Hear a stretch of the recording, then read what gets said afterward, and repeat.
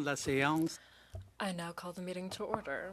Welcome to the 14th meeting of the Standing Subcommittee on International Human Rights of the House of Commons Standing Committee on Foreign Affairs and International Development.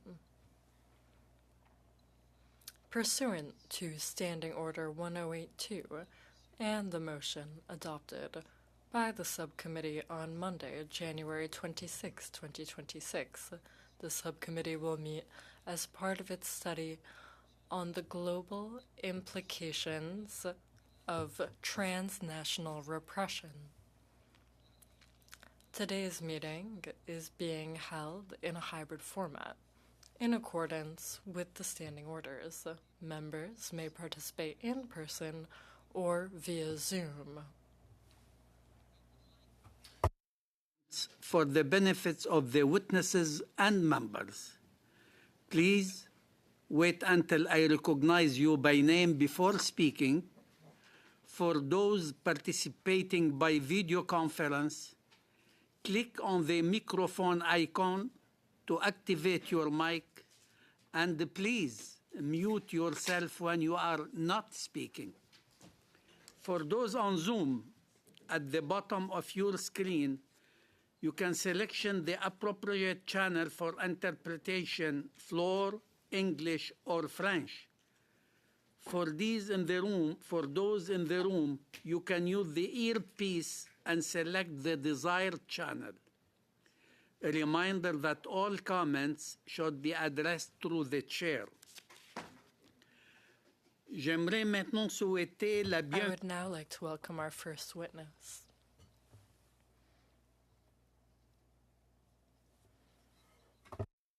Dr. Michael Doran, Senior Fellow and Director, Center for Peace and Security in the Middle East at Hudson Institute. He is with us by video conference. Ronald G. DeBerle, Professor of Political Science and Director of the Citizen Lab, Monk School of Global Affairs and Public Policy, University of Toronto. From Foundation for Defense of Democracies, Zivi Khan, Research Fellow and Senior Editor. For Hong Kong Watch, Lanson Chan, Advocacy Officers. Resilient Societies, Maywand Rehab, Founder and Chief Executive Officer. From Uyghur Right Advocacy Project, Mehmet Tohti, Executive Director. You welcome all, and I would like you to know that every and each one of you will have 5 minutes as introduction. And I would like to start with Dr. Michael Doran. Dr. Doran, you have the floor for 5 minutes, please. I emphasize, please try to respect the time. Thank you. Thank you, Mr. Chairman and members of the subcommittee. It's a wonderful opportunity to testify. The Islamic Republic is conducting a sustained campaign on Western soil to shape our policy choices through intimidation and coercion. The Islamic Republic today is a military dictatorship run by the Islamic Revolutionary Guard Corps. The IRGC is a terrorist jihadi organization dedicated to advancing a revolution based on an extreme interpretation of Islam, destroying Israel, expelling the United States from the Middle East, and aligning with Russia and China against the established global order. The regime is economically incompetent. It has no credible answer to inflation, unemployment, water scarcity, or the collapse of public services. A large majority of Iranians reject the regime and its jihadi ideology. The jihadi ideology no longer commands a belief even among many who once professed it. The Islamic Republic, therefore, resembles the Soviet Union in its final years. It is a society held together not by conviction, but by patronage and fear. Despite this malaise, the IRGC continues to conceive of itself as a revolutionary vanguard. Its ranks are filled with true believers. To square the circle between its revolutionary aspirations and its limited resources, it resorts to violent suppression of domestic opposition and to the application of divide and rule tactics. The IRGC applies this same method to the Iranian diaspora, co-opting some members of the diaspora, killing and coercing others, and sowing division among the rest. In 2018, Iranian diplomat Asadollah Assadi used a diplomatic pouch to smuggle explosives into Europe and directed a plot to bomb an anti-regime rally in France attended by Rudy Giuliani. He was convicted in Belgium and sentenced to 20 years. The regime has also relied heavily on criminal proxies for deniability. In 2024, as I'm sure you're all aware, U.S. prosecutors indicted Hells Angels members in a Canadian-linked murder-for-hire plot targeting an Iranian defector. In March 2025, the U.S. Treasury sanctioned a criminal gang and its leader, Rawa Majid, for orchestrating an attack on the Israeli embassy in Stockholm. This gang recruited and manipulated teenagers as young as 13 and 14 through encrypted apps. The Swedish Prime Minister publicly accused Iran of directing this plot. Very few states on earth, perhaps none, weaponized diplomatic immunity, diplomatic pouches, and foreign ministry institutions to conduct terrorism. No other state outsources coercive operations to criminal networks for deniability. The Islamic Republic attacks Iranian opposition targets, carries out revenge plots against the U.S. and against Israeli officials, and engages in religious persecution of Jewish communities who have no connection to Israel. Hostage-taking sits at the center of Iran's coercive system. In the current crisis, Iran's prosecutor general publicly warned on March 9th that diaspora Iranians who sympathize, support, or cooperate with the United States and Israel would face confiscation of their property in Iran. Diaspora figures who speak out against the regime routinely discover that their relatives in Iran have been summoned, interrogated, and often detained by the regime. In June 2025, regime agents took hostage family members of an Iran international presenter in Tehran, and they conditioned the release of those family members on her resignation. UN experts later revealed threats to 45 journalists and 315 family members across 7 countries, including Canada. Calls for appeasement of the Islamic Republic by members of the diaspora assure that their family members in Iran will remain unmolested. Advocacy for pressure on the Islamic Republic by the United States and Canada carries severe consequences. The result is a structural bias in our discourse. Because the Iranian diaspora plays an outsized role in explaining Iran to the world, the IRGC's intimidation tactics shape what democratic governments hear, with whom they consult, and what options they consider. Again, no Is it possible to wrap it out, please? Time is off. Thank you. I'm finished now. Just wanted to say that no other state on earth behaves in this way, and we have to be clear about that fact. Thank you, Mr. Chairman. Thank you. Invite Mr. Ronald Daber to take the floor for 5 minutes, please. Thank you, Mr. Chair, members of the committee. My name is Ron Diebert. I'm the director of the Citizen Lab at the University of Toronto. I'm pleased to provide testimony today about transnational repression, which I believe is growing in scope and scale and sophistication worldwide, including here in Canada.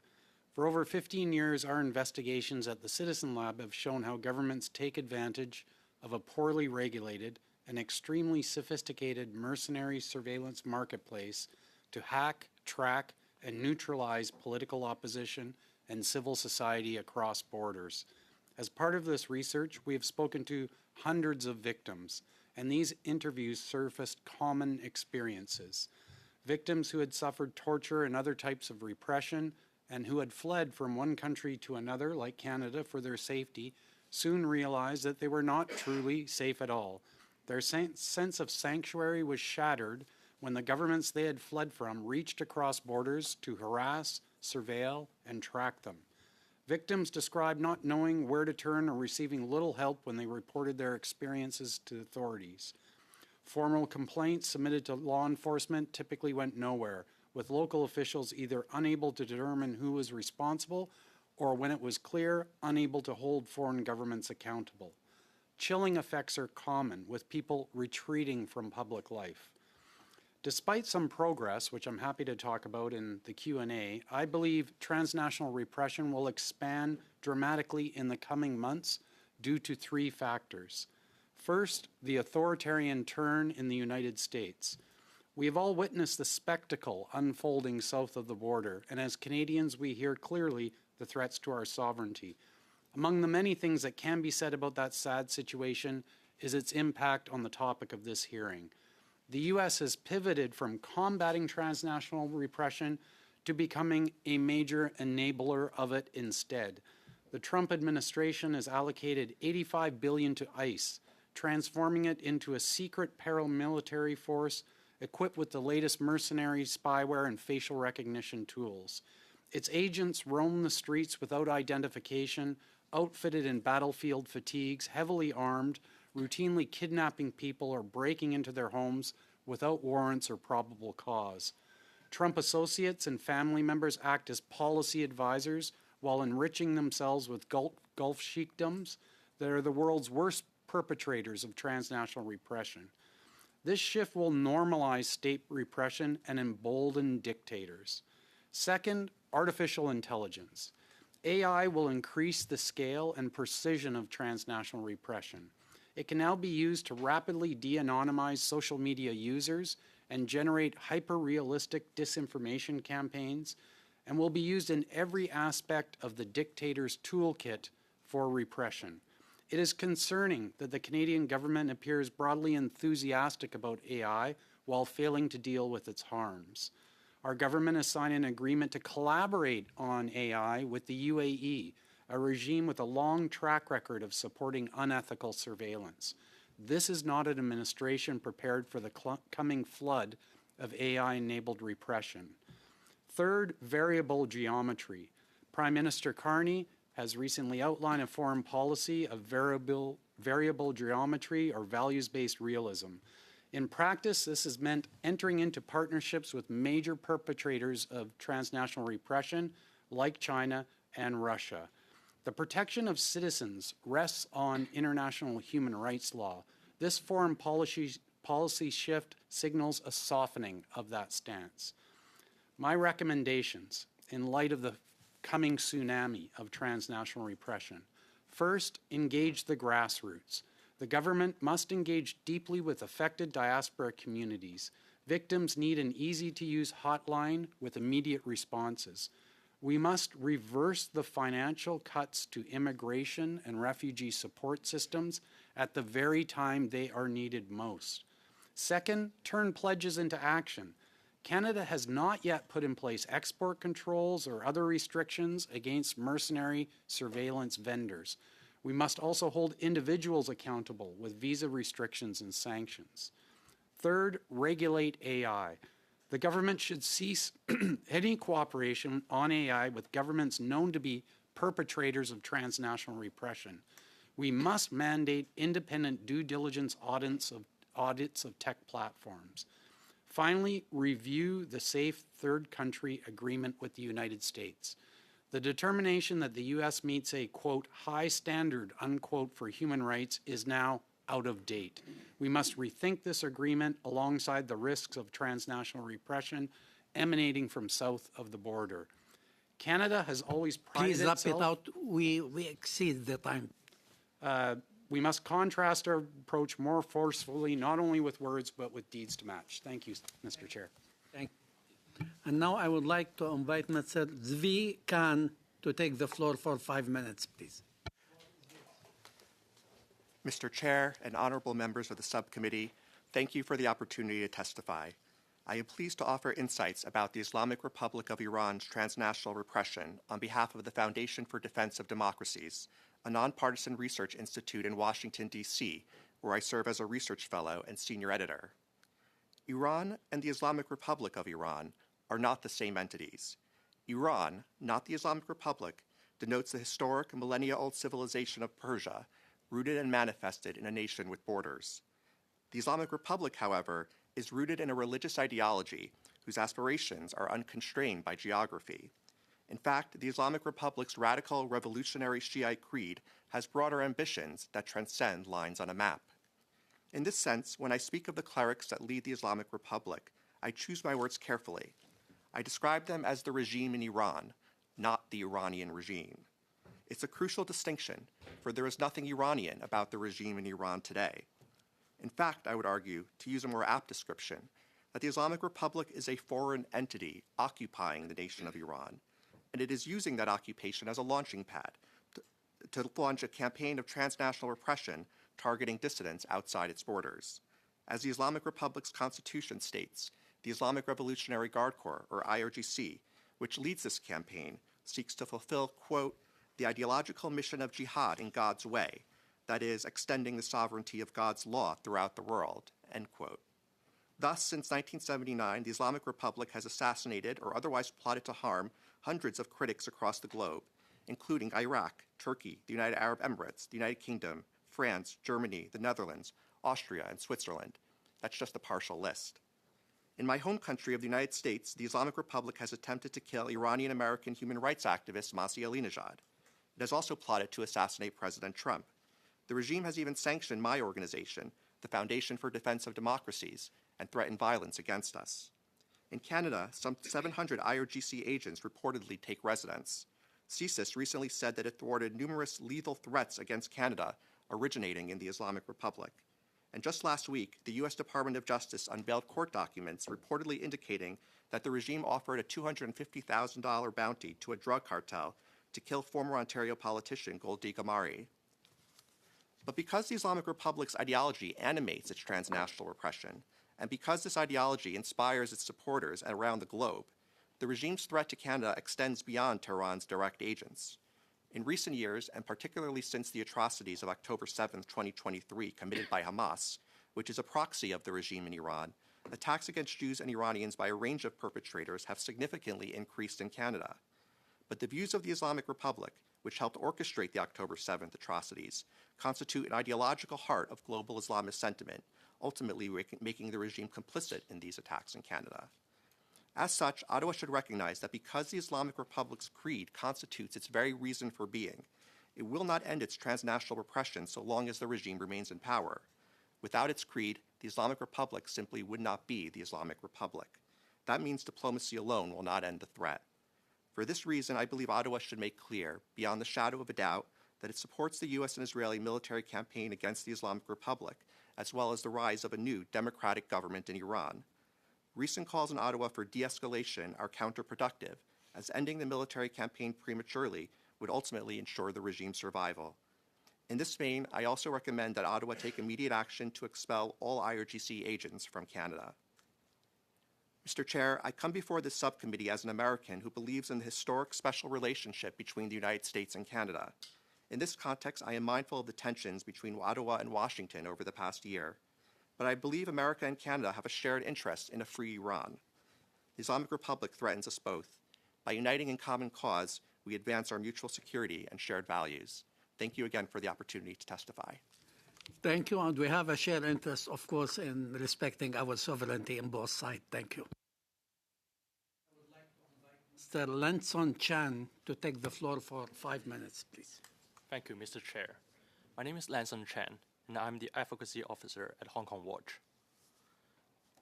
Hong Kong has documented cases showing how transnational repression affecting the Hong Kong diaspora in Canada, including harassment, intimidation, and surveillance.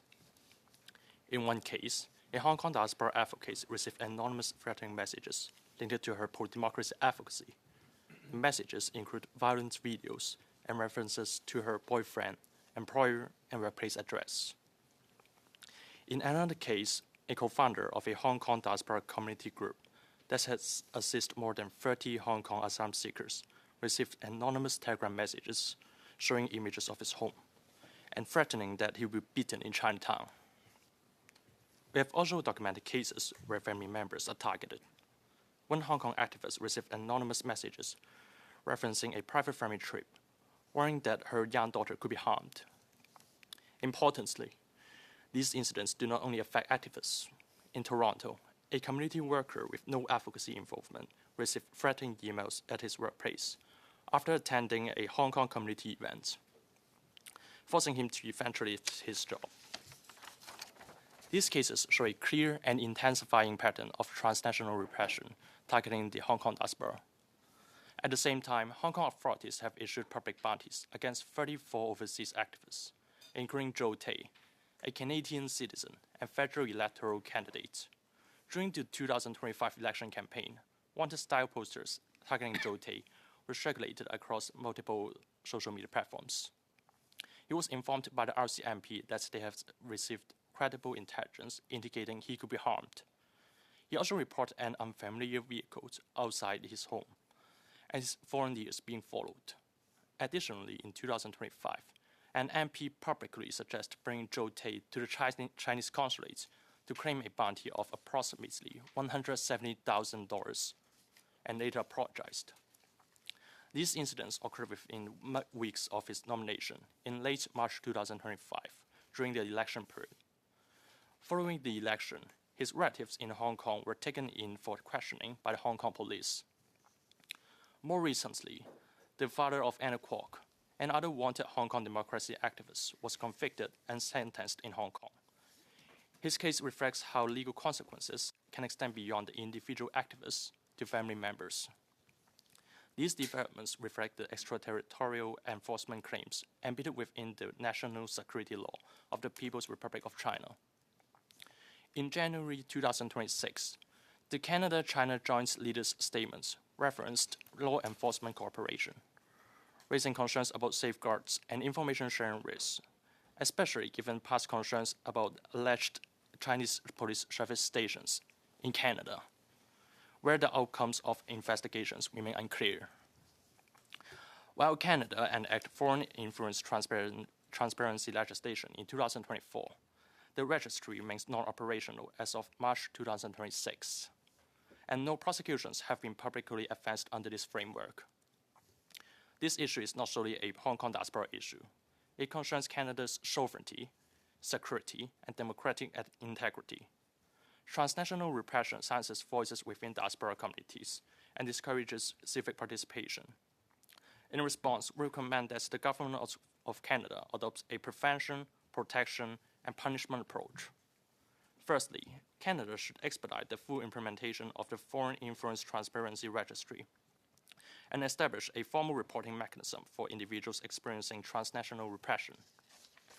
Secondly, law enforcement and intelligence agencies should provide appropriate protection to victims and high-risk individuals facing threats linked to foreign state actors. Lastly, Canada should pursue diplomatic measures and targeted sanctions when foreign actors are responsible for acts of transnational repression. Canada must remain a place where individuals can speak freely without fear of intimidation by foreign governments. Thank you. Well respected the time. I would like to invite Mr. Mewan Rehab to take the floor for 5 minutes, please. Thank you very much. Honorable Chair and members of Subcommittee, thank you for the opportunity to testify before you. My name is Mewan Rehab. I'm the founder and CEO of Resilient Societies, a Canadian institution supporting civil society actors and human rights defenders working under authoritarian pressure and in exile. I came to Canada 3 years ago after being forced into exile following the Taliban takeover of Afghanistan. Over the past years, my organization has conducted research on the experiences of exile activists and human rights defenders, including in Canada. Our findings are clear. For many, crossing a border does not mean reaching safety. Repression follows them. Exiled individuals in Canada continue to face online harassment, surveillance, coercion through family members abroad, and pressure through transnational networks. Over time, this shapes behaviors, narrows participation, and leads to self-censorship even within a democratic society. This is not only a matter of individual safety, it affects the integrity of Canada's civic space. What we are seeing in Canada reflects a broader global pattern. Transnational repression is expanding. It's becoming more networked, more adaptive, and increasingly normalized. Public attention often focuses on high-profile cases, assassinations, abductions, or major cyber attacks. But the more common and often more effective form is the quieter ones. It's the messages that goes unanswered, the family members who is pressured, the warnings that causes someone to step back. That is everyday repression. It is subtle, deniable, and scalable, and it silences people before they become visible enough to be protected. At its core, transnational repression is not only about intimidation, it's about erasing agency. Authoritarian regimes are not only simply trying to make exile feel unsafe, they are trying to ensure they cannot organize, speak, or influence. And yet, exile activists and human rights defenders are not passive victims. They are credible voices for democracy with networks, knowledge, and lived experiences, but only if they are able to remain active. This is a global challenge. No country can address it alone. It crosses borders, exploits legal gaps, and thrives where responses are fragmented. At the same time, national leadership matters. Canada is both a destination for those seeking refuge and a space where foreign regimes attempt to exert control. This places Canada at the front line, but also positions it to lead.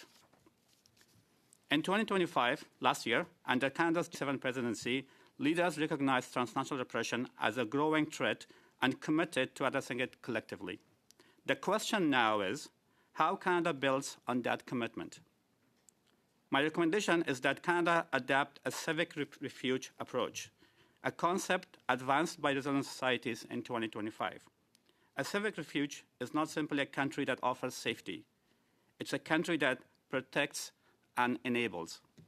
It protects individuals from transnational repression through a stronger reporting mechanism, coordinated responses, updated legal tools, and real consequences for perpetrators. But it also creates the conditions for exiled civic actors to remain active, to access to networks, mentorship, mental health, and digital security support, and pathways to participate in public life and policy spaces. It recognizes exiled activists not as beneficiaries of protection, but as contributors to Canadian society and global democratic resilience. If we respond only through security lens, we will fall short, because the objective of the repression is not only to harm, it's also to silence. And the most effective response is not only protection, it's the restoration of agency. Restoring agency is a strategic investment in democratic resilience, at home and globally. Canada has the opportunity to ensure that those who defend rights and freedoms are not only safe, but also able to contribute and continue their work. Thank you, and I look forward to your questions. Thank you. Very well respected. And now I would like to invite Mr. Mehmet Tohti to take the floor for 5 minutes. Thank you, Mr. Chair, and all honorable members. Thanks for the opportunity to testify today. Today we are addressing the issue of transnational repression and its impact on individuals and the communities. To begin my testimony, I would like to draw attention to the case of Hussein Jalal, which reflects the growing concerns from victims in Canada. In 3 days, it will be exactly 20 years since Mr. Jalal, Canadian citizen, a father, and a UNHCR recognized refugee, was abducted in Tashkent, Uzbekistan, while visiting his wife's family. He was handed over to Chinese authorities, subjected to a closed trial, and sentenced to life imprisonment. For 2 decades, no Canadian official, and not even his own family, has been allowed to see or speak with him once. Mr. Jalal's ordeal is not an isolated injustice. It is the blueprint for transnational repression. His disappearance has become a warning to every Uyghur Canadian that abduction, surveillance, and fear can go beyond Chinese border. This is also a direct assault on Canadian sovereignty. When Mr. Jalil was taken, his citizenship was not simply ignored. It was erased. For 20 years, China has refused to recognize him as a Canadian. This is not a bureaucratic mix-up. It is a deliberate act of defiance and a denial of our sovereignty. There has been zero consular access in those 20 years, despite repeated efforts by previous Canadian governments. Our officials have been denied the right to confirm his health, living conditions, or even his existence. The denial of Canadian citizenship and consular access has allowed China to assert that it is entitled to Canadian recognition. Additionally, China does not recognize dual citizenship. It means if Hussein Jalil is Canadian citizen, as we granted him, he's not Chinese citizen. His Canadian family has lived in limbo for 20 years. His wife has been separated from her husband, and 4 children have grown up without their father. The youngest has never even met him. There have also been no phone calls, no letters, or no visits. That silence is not byproduct. It is part of the punishment. Transnational repression operates by undermining national sovereignty, while enlisting fear, isolating victims, and deterring others from speaking out. Mr. Jalil's case represents a pattern we have since seen repeated. Hostage diplomacy, intimidation of diaspora communities, and surveillance of Canadian residents on Canadian soil. Transnational repression is the export of authoritarian control into democratic societies. It turns Canadian cities like Vancouver into extensions of foreign interference. It leaves citizens wondering whether their government can, in practice, protect them when it matters the most. This committee has a proud history of confronting such abuses. This committee has recognized early and courageously the genocide against Uyghurs and other Turkic people on October 22, 2020. This committee urged Canada to uphold human rights even when it is diplomatically inconvenient. Today, as we mark the 20 years of this injustice, this committee has another opportunity to lead. We cannot allow this anniversary to pass as a ritual expression of concern. After 20 years, concern is not enough. The asks before the government are clear and long overdue. However, I have prepared 5 direct, urgent need of action.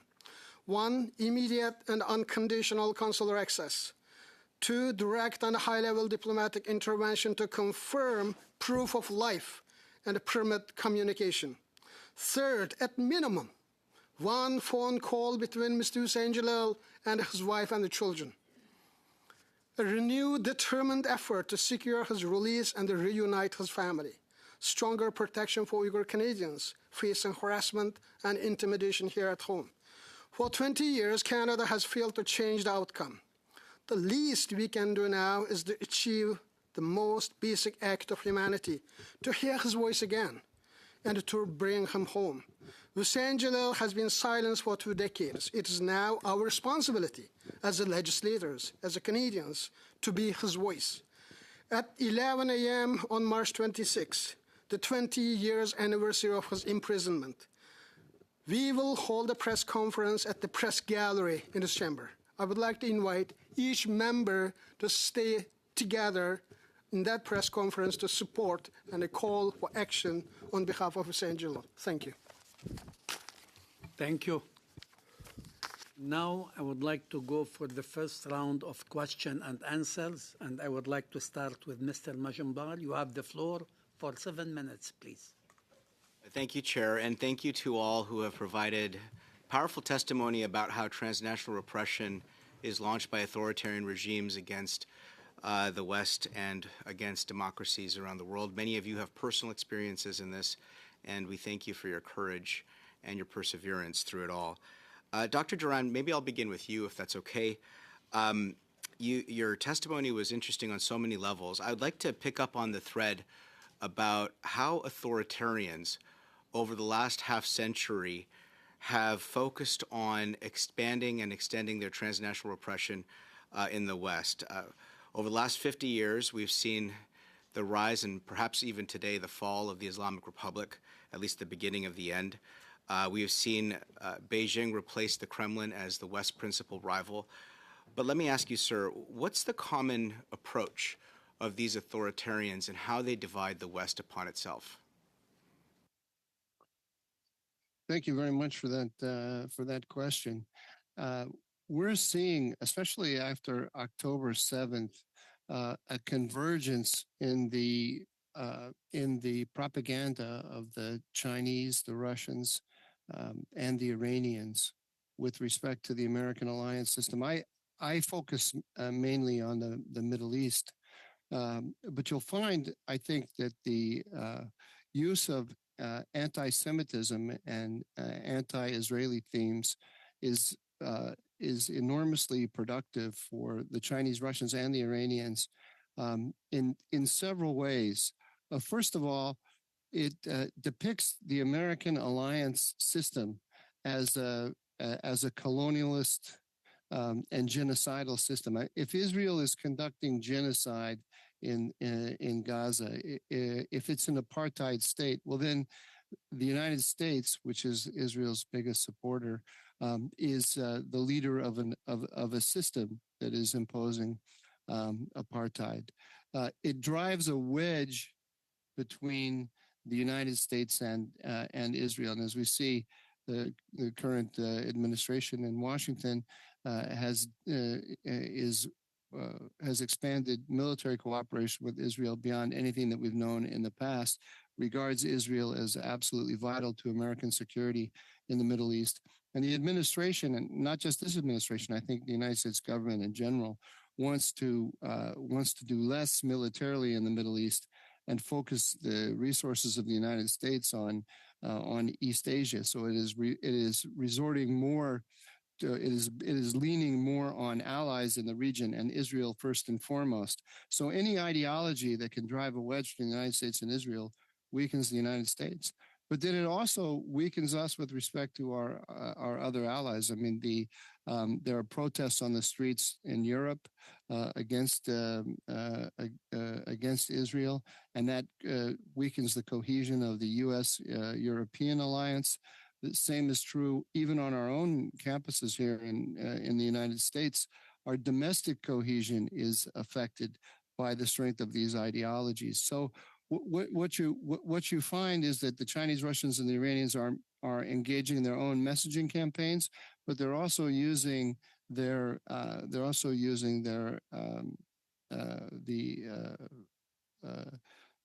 propaganda tools of the web-based propaganda tools to boost the signal of homegrown anti-Semites in the United States and elsewhere. Thank you very much for that, Dr. Duran.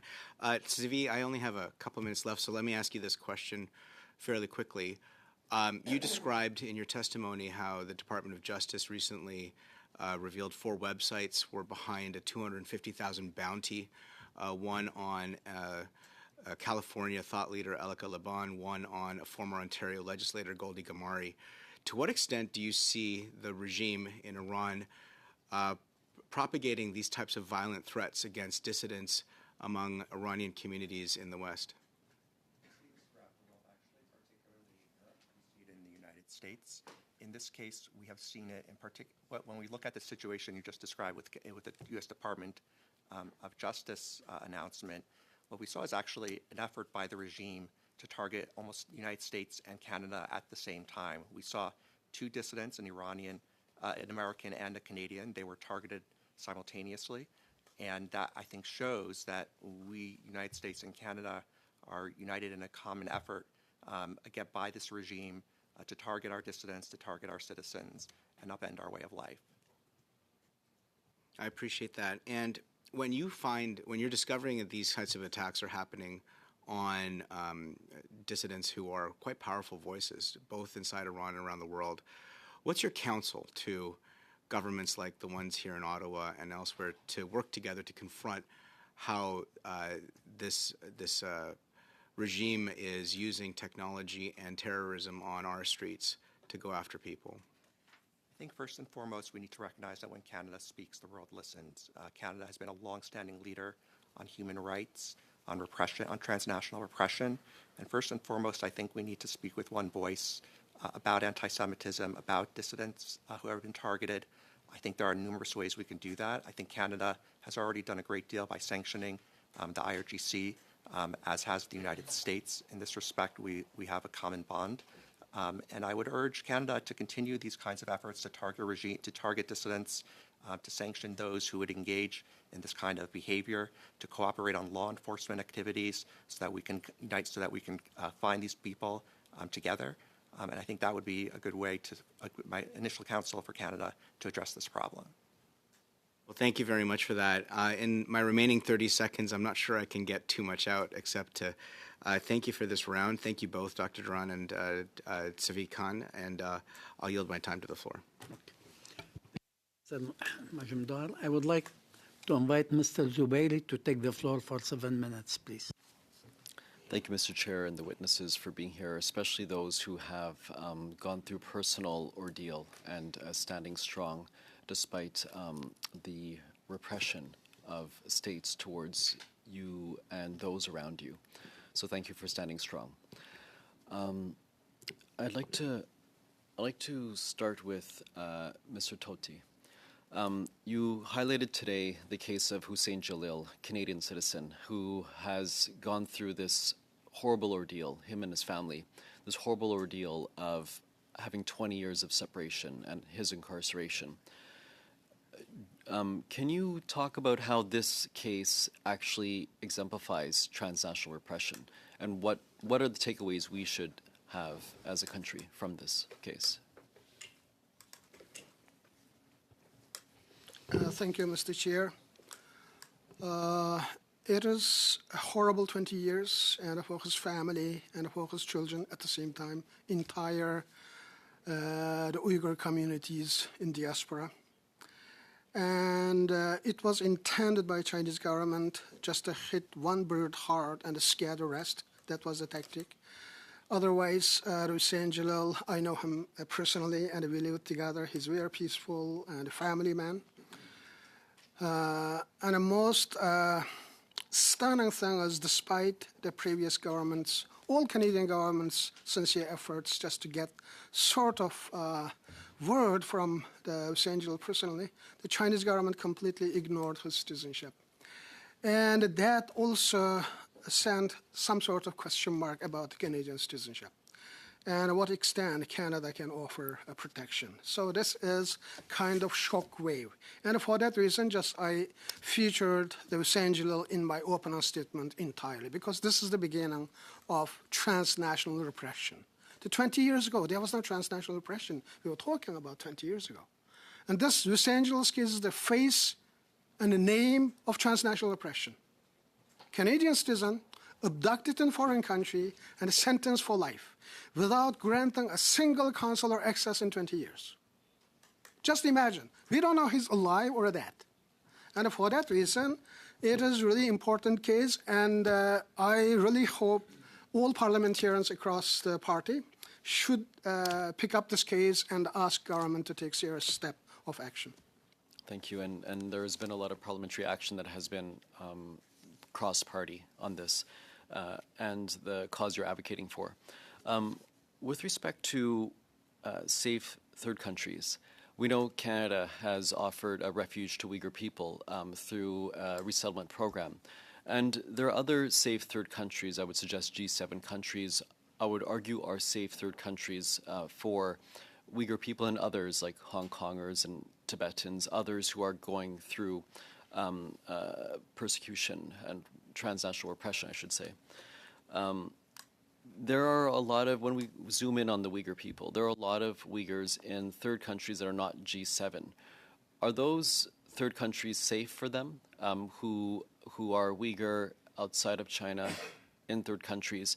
We know of the Wilson report from 2002 that said that 1,574 documented cases of deportation at the behest of China did occur.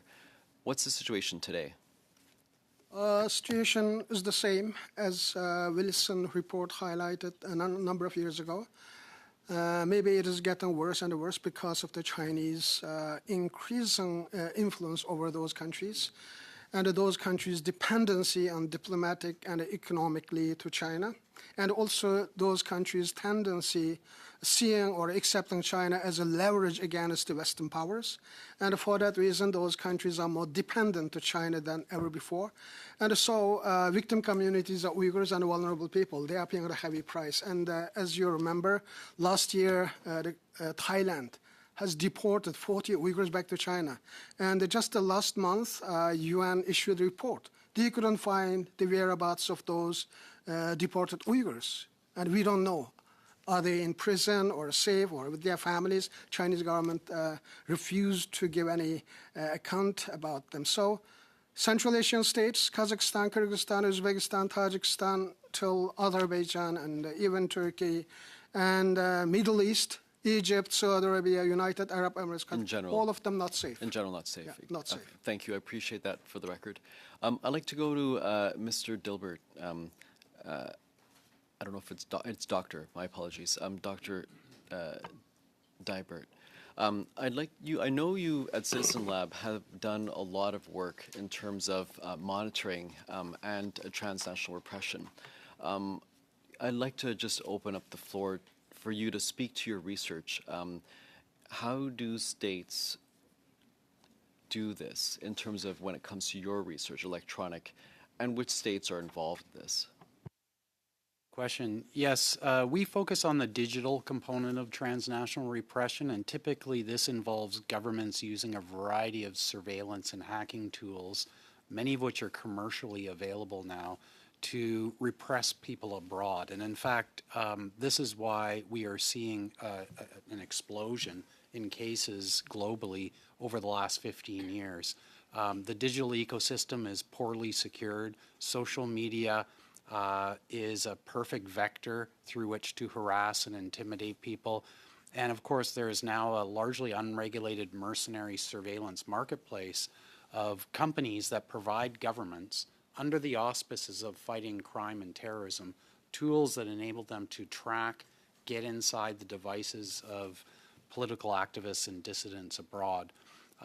We are seeing really an explosion of this marketplace right now. There are very few regulations around it. It's a very opaque space, and a variety of governments are using those tools to target people abroad.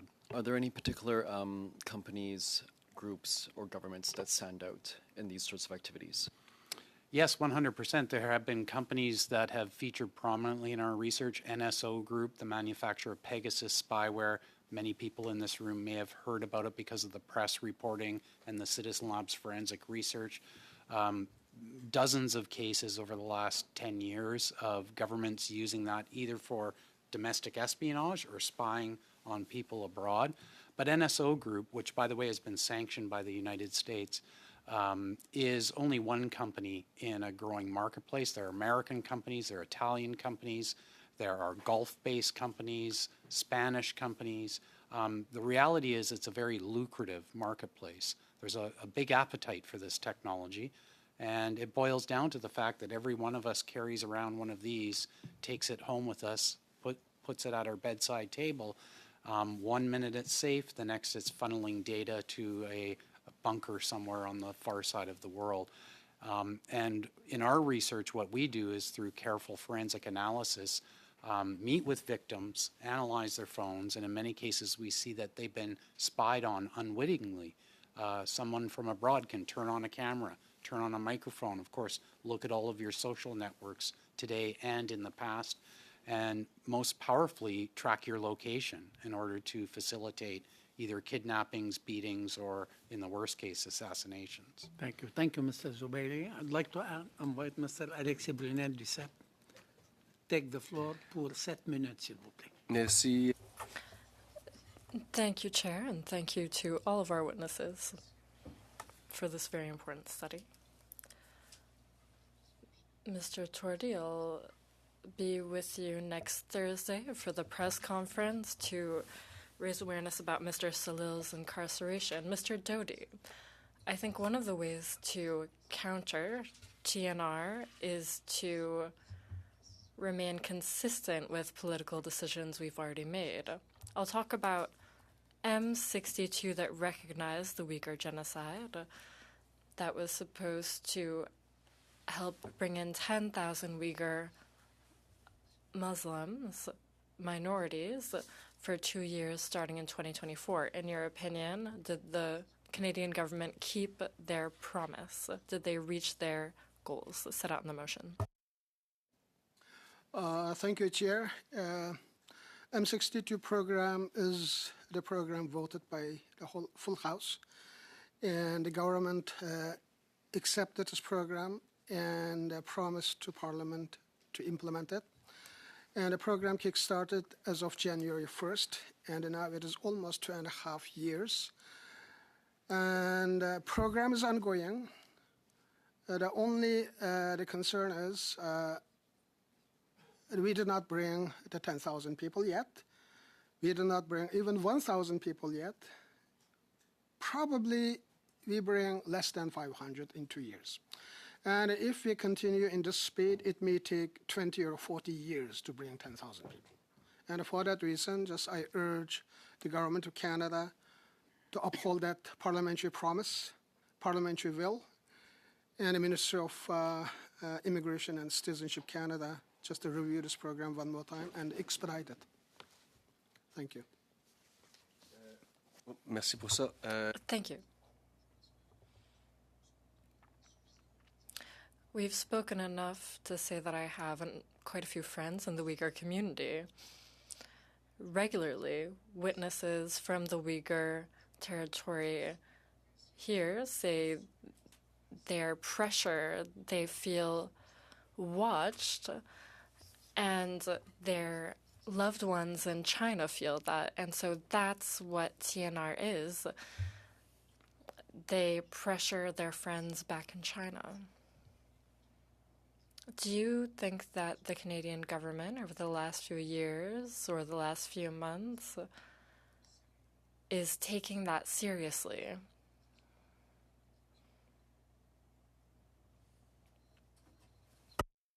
Yes, because transnational repression and the Uyghur genocide, forced labor and surveillance technology, and many Chinese high-tech companies that are operating in Canada, these have been a public discussion since a number of years. Even we have a public inquiry about transnational repression. There are recommendations from independent commissions. So if we look at bring all pieces together, and if we look at the implementation side, there are a lot of issues in implementing those previously discussed policy matters and the recommendations offered by the Commissioner. And for example, Uyghur forced labor legislation promised by government 2-3 times in Budget 2023, Budget 2024, Fall Economic Statement 2024, but we didn't see any bill tabled by the government on this. And now just the CUSMA agreement starts to be reviewed, and this issue is coming up. And for that reason, we need to strengthen the hand of Canada and the leverage of Canada by passing those legislations. It is important. It is the domestic law also requires to take action. And secondly, protection of the victim communities of transnational oppression from China, Iran, or other countries. And that the legislation proposed by the Commissioner is important just to pass and just to amend all recommended the laws, and we should implement as soon as possible. Merci pour ça. Thank you. Mr. Chen, I am one of the patrons of Hong Kong Watch, and I have great friendship for the Hong Kong community. I'd like to talk about the Mandatory Provident Fund. In English, unfortunately, I don't have the French language acronym. Is that not an example of involuntary transnational repression? So Canadian insurance funds are respecting Hong Kong law, and those laws are exerting transnational pressure so that refugees, Hong Kong refugees here, or those who oppose the regime don't have access to their Hong Kong pension because a Canadian company is respecting Hong Kong law. And I'm not criticizing that company, but are they not contributing to involuntary transnational repression, again, by preventing people here from accessing their pension? Yes, absolutely. This is absolutely a form of transnational repression. We have been actually advocating for the MPF for a very long time because what's happening here is this is the money that they earned in Hong Kong.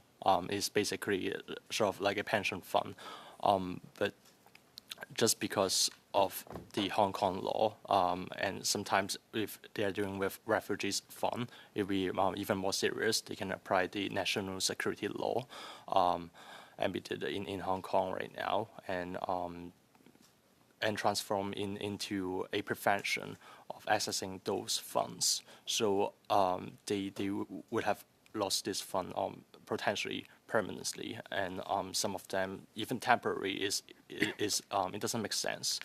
Like we have to do something to ensure that they get their money back, instead of letting the Chinese government getting their way. J'ai encore du temps, Monsieur le 15 Président? minutes. Do I have any time left?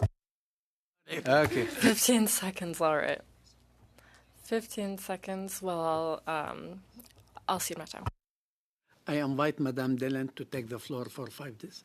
It's Jean. Ms. Yip, yes. The floor is yours. Thank you to all the witnesses for coming today and sharing your expertise. My question is directed to Mr. Chan. How has transnational repression impacted the wider Hong Kong community in Canada, aside from your very detailed comments on activists? So aside from the casework that I've mentioned, the wider community is generally scared to speak up. Even if we organize perhaps some events, I think they will hesitate to participate solely because they can see the influence from the Chinese government in Canada. So yeah, in the wider community, it creates a chilling effect for every one of them, especially when they see what happened to Zhou Tei. His campaign was severely disrupted. So it's not a fair election for him to be scared and to get all those harassment, and most of the Hong Kong communities are aware of this, and I would say there will be chilling effect, and they will be very scared of speaking up. Have there been more police stations reported? Right now, like from my research here, I see 2 is discovered in Montreal and 3 is discovered in Toronto. That would be the best of my knowledge. But right now, I believe the 2 in Montreal are already closed, but without laying charges from the RCMP. What are your recommendations to reassure the Hong Kong community and Canadians at large about disinformation?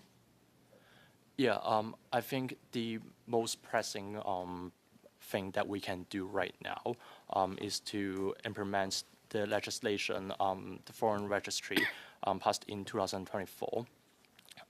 The framework is already there, but we are slow to implement the framework and to provide more protections, especially to those high-risk individuals, and a clear mechanism for those who are experiencing transnational repression to report and eventually, potentially, transform into a prosecution. So. How does Canada's transnational repression compare to other countries for the Hong Kong community? I would say compared to the other countries, I would say it's not it's actually as bad as other countries. Like if we look at the United Kingdom, right now we are seeing a trial going on with the Hong Kong ETO spy going on there right now.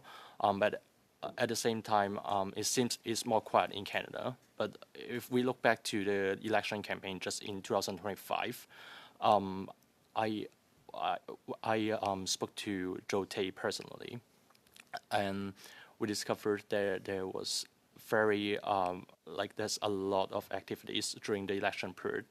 And for example, what I didn't mention is like the tax evasion. He was accused of tax evasion in Hong Kong during the election period. It is a charges that they press. Well, it was dropped right after the election period. Thank you. Dr. Diebert, thank you. Sorry about that. You talked about digital repression. How is AI used in terms of digital repression? Thank you for that question. AI, of course, is exploding very quickly. It's come upon us all of a sudden, and it's penetrating everything, and it's no different in the world of transnational repression. So from our vantage point, what we are looking at when we do evidence-based research on the threat actors that are engaged in transnational repression, AI is used across the spectrum. So it can be used, for example, in the creation of deep fake videos to try to, cast false aspersions about somebody or put out false news about somebody. But it's also used in the targeting, in trying to understand better how to get access to a person and what they're doing in terms of the data that is available to a state. AI can be used to analyze all of that at scale. It can be used to undertake reconnaissance on a person's device. So there's a whole spectrum of harms associated with AI, which is why I recommended that the government take seriously these harms and start, putting forward regulation that it can at least help us address these harms in a more comprehensive fashion. Aside from regulations, is there something that the government can do with the AI capabilities of disinformation? It can really grow, right? Because it recalibrates and learns and so forth. Rapid answer, please, because time is off. I actually think overall, a lot of the solutions to these problems have to come at local levels and at a grassroots level, rather than the government doing something centrally. Happy to expand on that. Yeah. Thank you. I would like to invite Madame Cronus to take the floor for 5 minutes, please. Thank you so much, Mr. Chair. And I'm going to address my questions to, I can't call you anything other than Professor Diebert, I'm sorry. The global, if we think of the world as sort of a big house that we all live in, the global digital ecosystem is arguably the plumbing. And you have an incredible view into that. I remember in the late 90s when I was one of your students that the Citizen Lab was an idea that you had. It was this incredible thing you wanted to start.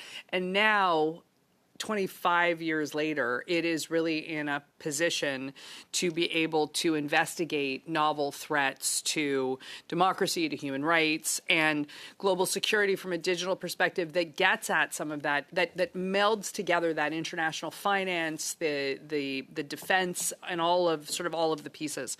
And so you talked a little bit about in your opening remarks about how people who are fleeing oppressive regimes, they come to Canada only to find that they actually haven't gotten nearly as far away as they thought. And what we've heard from, to the translators, what we've heard from a number of the witnesses today, we've heard of their own personal experiences or the experiences that people that they know have had with transnational repression. What insights do you have for us, just sitting and listening and taking all of this in? Well, as part of the research, which tends to be technical in nature because we're doing forensic analysis and network scanning and all of this detective work, we also with a very focused lens, talk to people and understand their lived experiences. And so what I'm hearing across the table is very consistent with what we hear from victims, especially around the chilling effects that have been described, I have talked to people who've had their phones hacked by one or another government that they've fled from, and the mere presence of a phone makes them anxious. They have a kind of a feeling of helplessness around technology, around the internet, that makes them feel like they don't want to engage anymore, which is really quite interesting. If you look back to 25 years ago, most people assumed that all of this technology would enable liberalization and democratization. Well, we're seeing the exact opposite. People retreating into isolation, not connecting to their diaspora networks, not picking up their phone, not going on social media, because that's where the harms originate from. No, we heard from the Auditor General this morning that the CBSA is not only behind in hiring the 1,000 agents we've heard about over and over and over again, but in fact, they've actually lost 3,400 full-time employees. And I'm wondering, are Canadian law enforcement agencies adequately equipped and trained to identify and respond to these threats? And if they aren't, are there structural barriers that are eliminating the effectiveness? Is it lack of will? What kind of insights do you have into that? Yeah, that's a good question. Thank you for that. All I can tell you is what victims report to us. And again, consistently, we hear victims saying that when they report a case like we've been hearing about to local law enforcement, there's usually big question marks. They don't know what to do. And that's actually understandable, because in a lot of cases we're talking about a foreign government on the other side of the world, if you can even figure out who's doing this. And there's not much that they can do. There are some exceptions. I've learned about, for example, the York Regional Police has done a very impressive job building up their internal repertoire for how to deal with these cases. So I would point you to them as a model example. Generally speaking, though, I think there must be much better training, much better education at a local level across the country for frontline entities and agencies to understand what it is they're dealing with, because there's still a lack of understanding of what the experiences are here. And then the other thing that I find fascinating about your work is, of course, you're embedded in a university and you're embedded in a downtown core, and there are protests and incidents and events going on all around you. What have you observed in terms of the role that transnational repression is playing in connection with university campuses, and the ways in which those campuses are being harnessed in some ways to facilitate it? Well, as a university professor, I'm seeing a lot of pressure on universities coming from all sorts of places right now, not just the topic of this hearing. I think academic freedom is under risk at the university right now, and that's daunting for somebody like me who does work at the cutting edge. When it comes to transnational repression, of course, students are not immune to it. I will say one thing about, in general, my impression, and this is based on our visibility into what we're talking about here, most governments who undertake acts of transnational repression don't really think about the state within which the victim resides. That's a secondary consideration. They just want to get at an individual who's from their country that represents some kind of problem for them, and they want to neutralize that problem. The country within which that person lives, or where they're located, they're a student or a business operator or whatever, matters less. That it may factor into some risk calculation, which is important for us to understand so that we can create effective deterrence in this country. It's not that they're going after Canada or Canadians. It's that they're going after Uyghurs, they're going after Iranians, they're going after Hong Kongers or whatever, and they're largely agnostic to the state in which they live. Thank you, Mr. Thank you. Thank you, Ms. Collins. And I would like to invite Mr. Brunet Dissep to take the floor for 5 minutes, please. Merci, Monsieur le Président. Thank you, Chair. Mr. Dubert, you raised issues linked to electronics.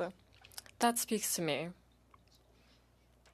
I've changed my phone multiple times, knowing that it was infiltrated.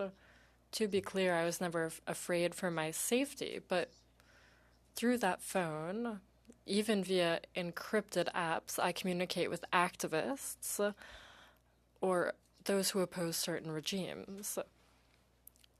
By infiltrating my phone, they weren't seeking to get at me, but they wanted to know who I was speaking to and identify those activists.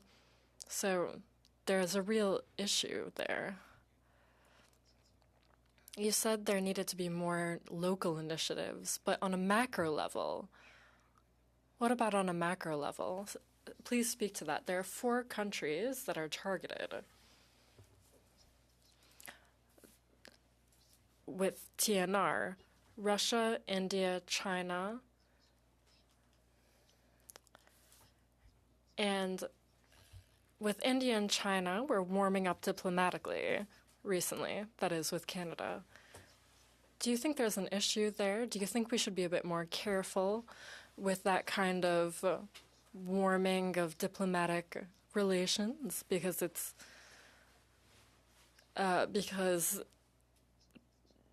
those states are still undertaking TNR. On in English, Yeah, if that's okay. So those are 2 separate questions. I think the first one about, you're essentially talking about hacking technology, about spyware, which is available commercially to governments today. Not all governments have access to the same tools. Not all governments undertake cyber espionage in the same way. Russia, China, other countries, they're all slightly different. There is also a commercial market for some of the most advanced, the most sophisticated surveillance technology that's available to a whole range, dozens of other governments. So, in your question, you limited it to these 4. Those 4 are, of course, major actors of transnational repression, but dozens of other governments routinely undertake transnational repression as well, thanks to this commercial marketplace. What could be done to solve that? This is an extremely difficult problem to solve because we're talking about cyber espionage. It's very difficult to regulate. But Canada has signed on to a pledge, along with 26 other countries, to better regulate the commercial market for spyware. We have made that pledge, but as far as I can tell, we have done almost nothing to live up to those words right now. That's where I think we need to do better. We need to work with other countries to better regulate the industry that's putting tools in the hands of these governments to undertake transnational repression. And I'm sorry, what was the second question? Do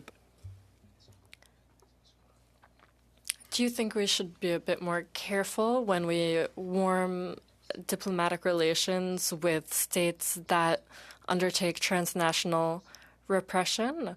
You talked about local communities, but I wanted you to speak to the macro level with the federal government. Do you think that we should be a bit more careful?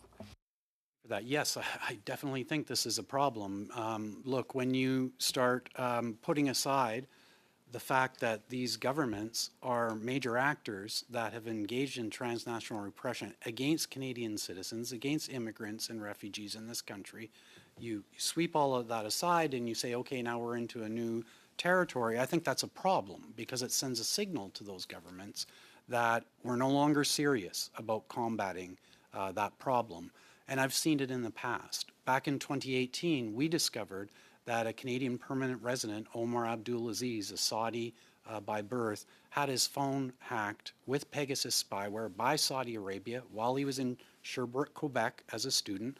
And the government said very little, if anything at all, about that. I think when you don't speak up, when you don't take a stand, then you open up, you invite that sort of repression to happen. And I think this is frankly, it often gets cast as like something idealistic. But in fact, this is a national security issue for us to the extent that we are a small, relatively small country. Our national security depends on international law and international human rights. If we are not vocal about that, if we don't take a serious stand about that, we act at our own peril. Yes, Ma'am. Thank you, Mr. Time is up. And I would like to ask Madame Dillon to take the floor for 5 minutes now, please. Thank you, Mr. Chair. I'll start my questions with Mr. Diebert. You spoke a little bit about regulations surrounding AI. What kind of regulations would you recommend? Thank you for that question. Well, I think first and foremost, before we even get into regulation, we need to set the appropriate sober tone about this technology. It's all very impressive, as I'm sure all of you have seen, but it's also impressive in terms of the incredible harms that it facilitates, harms across a wide spectrum. The signals I've seen from this government and from our Minister of AI seem to me to be mostly cheerleading and thinking about how we can capitalize from a business perspective on AI. That's not enough. I think, especially from a Minister of AI, there needs to be a message sent to people. Look, we understand that this has benefits, but it's also harmful, and we need to take steps to address that. Regulation, I think, first and foremost, has to come in terms of more transparency imposed on the platforms. When you ask a question to ChatGPT or Anthropic or something like that, it goes into a big black box. We don't know what's happening within that company, what they are doing with that data, with whom it is being shared. You could be certain that some of those companies are sharing that data with law enforcement and intelligence agencies in foreign countries, and that data may then be used as a weapon in transnational repression. So I think first and foremost, we need to open up the black box of these platforms, subject them to outside independent scrutiny. And you mentioned there are several different types of transnational repression. Predominantly now it seems to be AI and online. What were the forms before this, if we could just backtrack a little bit into time? Thank you for the question. I think looking at this historically is very illuminating. If you think about it from the perspective of a bad actor on the other side of the planet, and they want to take care of a dissident who's now based in Canada, 25, 50 years ago, it would be very difficult. You'd have to send an agent across borders. You'd have to get them in the country. They'd have to physically follow somebody. Maybe they'd have to try to plant some device in their room to eavesdrop on what they're doing. Now, with a click of a button, thanks to this type of surveillance technology I've been describing, you can get inside a person's entire life. You can see everything that they're doing, who they're speaking with. You can activate the camera and eavesdrop on a conversation like this.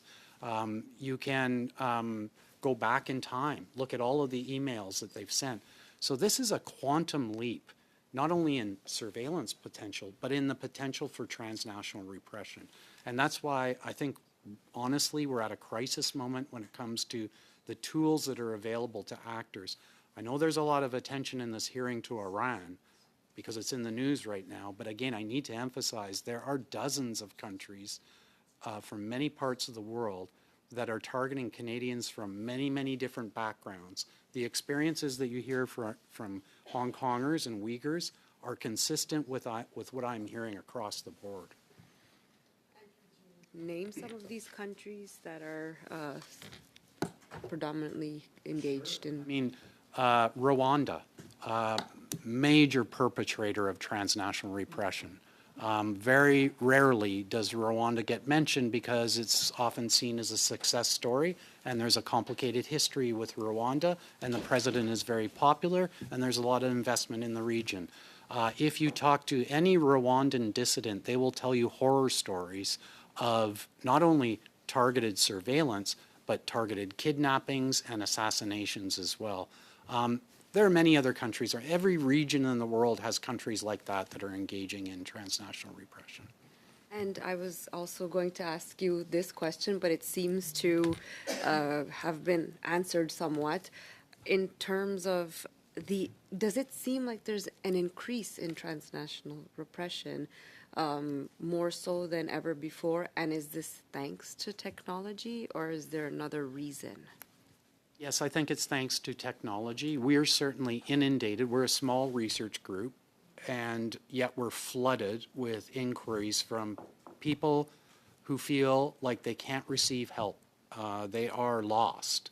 And they are coming to an academic research group to try to help them. In a lot of cases, it's not appropriate. We're not set up for that type of assistance, which is why I've been advocating for there to be more support for refugees and immigrants at a grassroots level. They need people within their community to help them navigate this, but it is definitely exploding. I suppose from all of the testimony we've heard today or in this committee over time, transnational repression, the way today it's done is more psychological, because if you silence people, then there's no controversy. Would you say it's more psychological warfare?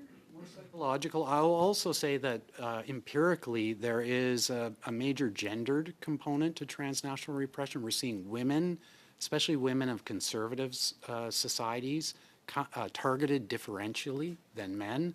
And that often involves the use of deepfake videos meant to incriminate somebody, to put them in embarrassing positions that will make them afraid to speak out, because something like that could ruin relationships or family relations. Just getting back to your question about the explosion that's happening here, one thing I really want to emphasize is the situation in the United States. I know some of the colleagues at the table here were talking about us acting in unison. I fundamentally disagree. I think that a major risk to transnational repression is on the horizon coming from south of the border. All you need to do is open up a newspaper, look at the news at ICE agents kidnapping people off the street, murdering citizens without any repercussions. I predict that that will eventually spill into our country. And we need to reckon with the fact that the country south of the border that used to be our ally, that routinely threatens our sovereignty, is actually rounding up people and deporting them. That's a major risk for transnational repression moving forward. Thank you, Ms. Delenn. Thank you. Now I would like to invite Mr. David to take the floor for 5 minutes, please. Thank you, Mr. Chair. I want to follow on two different subjects, but let me start with Mr. Toti. A constituent of mine is fairly well known internationally. He lives in the Niagara region. Jimmy Lai is a major investor in the Niagara area. He's invested probably billions of dollars in the real estate sector, created thousands of jobs. Is very well known and respected in Niagara. His arrest in Hong Kong and his ever-changing sentence. Can you draw some parallels from your original discussion on Hussein? And what is your impression of the Jimmy Lai case, and where do you think it's going? Thank you, Chair. This is thank you for question. This is an important question. Hussein Jalal, as I said, was the first reported victim of transnational oppression by foreign country, hostile country, despite his Canadian citizen. And Jimmy Lai is the same example. And the Jimmy Lai and both Jimmy Lai and Hussein Jalal are front face of transnational oppression. We can see, we can visualize, we can relate. As you said, their relatives and maybe a Canadian citizen, I don't know for sure, maybe a Canadian citizen of Jimmy Lai's family friends live in Canada with the investments at the same time. Hussein Jalal's wife and the 4 children born in Canada, Canadian citizens. And so it is also destruction of family. And this has a profound impact for the freedom of individuals and the members of the community as well. That instilled fear and the threat for the freedom of individuals. The difference, though, in this case is that there have been communications with Jimmy Lai. Yeah. And you know, the two cases are distinct but similar. Why do you think the Chinese government is acting in this way, and do you have any predictions on how this might end up? The basic intent of Chinese government is to silence the critic of Chinese government in third countries, just like in free countries like in Canada. And the Chinese government has been using this sort of silencing tactics, not only for Uyghurs, Tibetans, and Hong Kong, or some Chinese dissidents as well. And so basically it is the interference of the freedom of free people in free country, and force them to either work or to be informant or silent for any activities or initiatives that goes against Chinese government. So it is important to raise this case all the time. Thank you. I appreciate your comments. Professor Diebert, you made reference to the spyware agreements that have been signed by multiple countries. But it seems to me that just as we sign agreements, somebody goes out and builds a better mousetrap. The technology is changing substantially. But my question is for Mr. Khan, and thank you for making the trip here.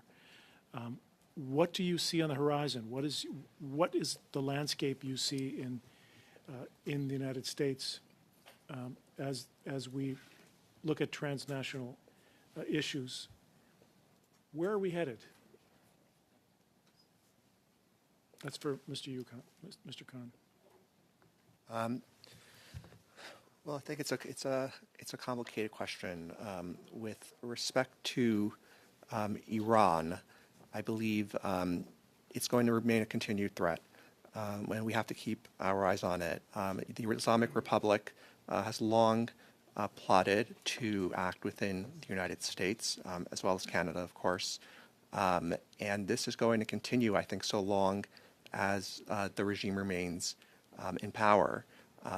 Ultimately, I think from the U.S. perspective and from the perspective of the West, it's in our interest that this regime falls.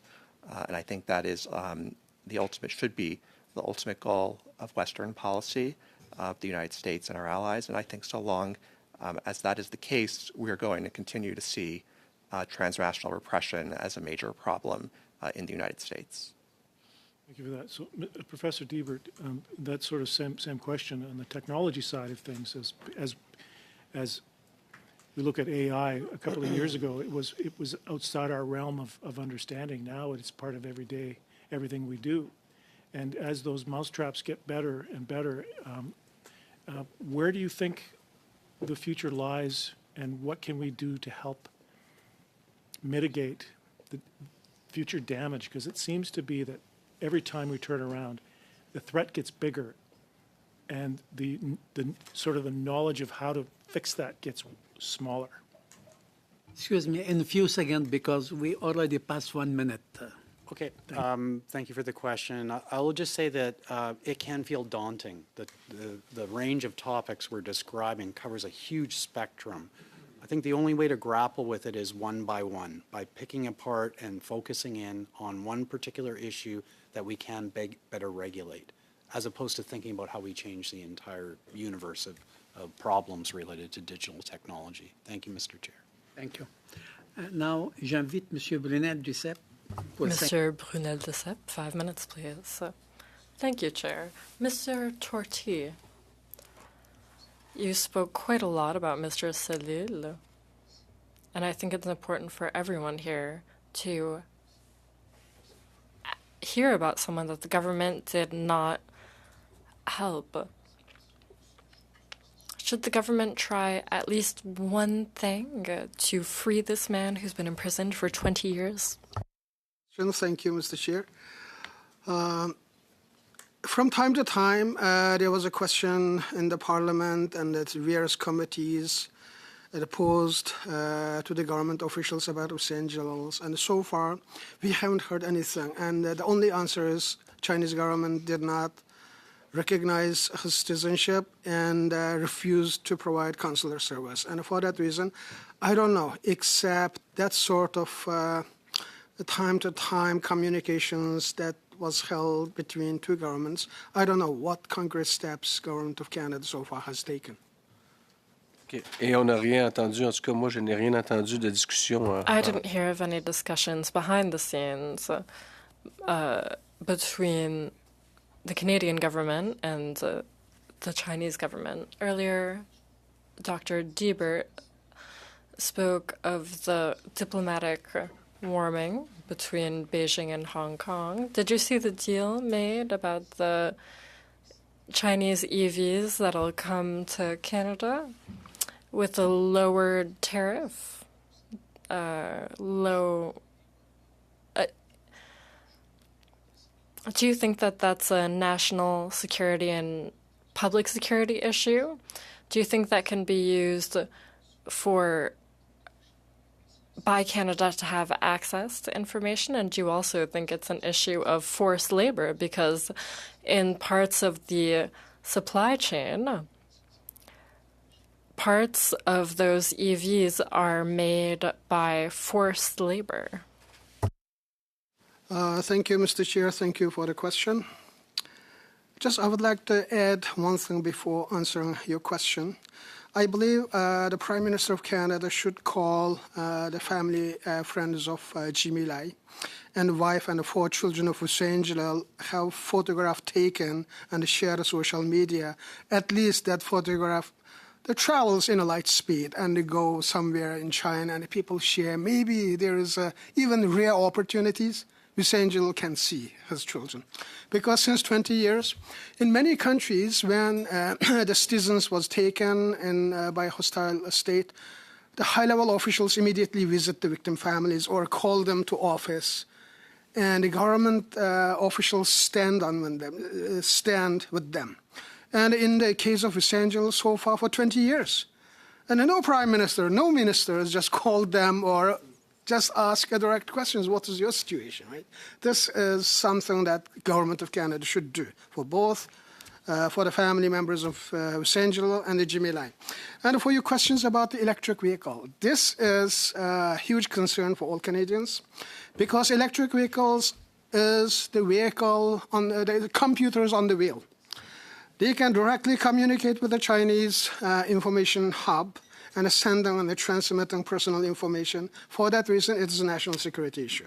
And secondly, it is a forced labor issue because aluminium production and extraction and all other relevant car parts made by the use of Uyghur forced labor, that was well documented and reported by the Professor Laura Murphy's driving force, that comprehensive report. And for that reason, Government of Canada should study this. Instead of importing that vehicle, we should put ban on those vehicles till we clarify the component. Et si vous pouviez faire parvenir au comité ce rapport. Could you send that report to the committee, please? Send it over to our analysts, please. Dr. Diebert, you mentioned the agreement on spyware Canada signed with 6 other countries. On the other hand, there are countries that collaborate to maintain spyware. So on the one hand, countries are working together to develop new spywares or to share spyware. Earlier you mentioned Rwanda, and I'm asking this question out of left field. Maybe you don't know about it. Can you tell the committee if the secret services were informed by another country? I'm really asking a question out of left field here, but go ahead. Could you clarify the secret services were notified by whom? About what? Est-ce que vous êtes en... Can you tell the committee who the Rwandan secret services were informed by regarding spyware? They were informed by. Were trained, rather. I understand your question. I don't know who trained them, but the Rwandans were able to procure Pegasus spyware from NSO Group, which is an Israeli-based company, to answer your question. Merci. Merci à tous et toutes nos témoins. Thank you to all of our witnesses for your testimony during the meeting on the global repercussions of transnational repression. Of the subcommittee members, myself, And thank you for being with us, taking the time, illustrating and enlightening this subcommittee with your intervention, your answering question. It is highly appreciated by us all. If you would like to add something and you will have some other ideas you would like to share it with us, feel free to write either to the chair or to the clerk here. Thank you, and we appreciate your presence. We suspension for a few minutes the meeting.